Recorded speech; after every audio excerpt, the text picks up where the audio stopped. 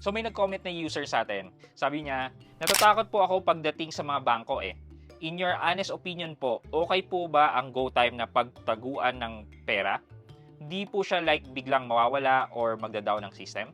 Well, actually, this is a normal question and we get this question a lot. Well, I understand your concern, but ang masasabi ko po is that GoTyme is a digital bank. And this is supervised by Bangko Sentral ng Pilipinas. They have all the documentary required para makapagbukas ng isang bangko. And given that, they are also insured by PDIC ng deposit natin na up to 1 million pesos. So, kung tutusin, parehas lang din siya ng mga traditional na mga bangko natin. Ang pinagkaiba lang po niya is that itong GoTyme na to ay nagtatransact lang sa internet or online. Wala po silang brick and mortar branches, meaning wala po silang physical branch na mapupuntahan po natin.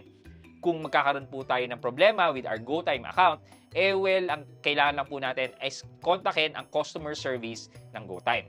Kung nababahala naman po kayo about GoTyme, sasabihin ko po sa inyo, ang nagmamay-ari po ng GoTyme ngayon ay partnership with Gokongwei Group of Companies and TimeBank. Siguro yung TimeBank po, yun po ang masasabi natin na bago lang sa pandinig natin. But the Gokongwei Group of Companies, kilala naman po natin sila. Sila po ang nagmamay-ari ng Robinsons Supermarket and yung dati na Robinsons Bank. Kung alam niyo po yung Robinsons Bank, ay nabili po yan ni BPI right now. So kahit pa paano, meron pa rin pong konting stakes po si Gokongwei dito sa Robinsons Bank. But nag-branch out na rin po sila sa digital bank na tinatawag natin ngayon na GoTyme. So again, it is a partnership between Gokongwei Group of Companies and TimeBank. When it comes naman kay TimeBank, kilala rin naman po itong bangko na to overseas. So I guess, given the background, hindi naman po kayo mangangamba banking with GoTyme. And ito lang naman po, just in case po na let's say mag-down po ang GoTyme ngayon, ang gagawin lang po natin is kukontakin natin po ang customer service.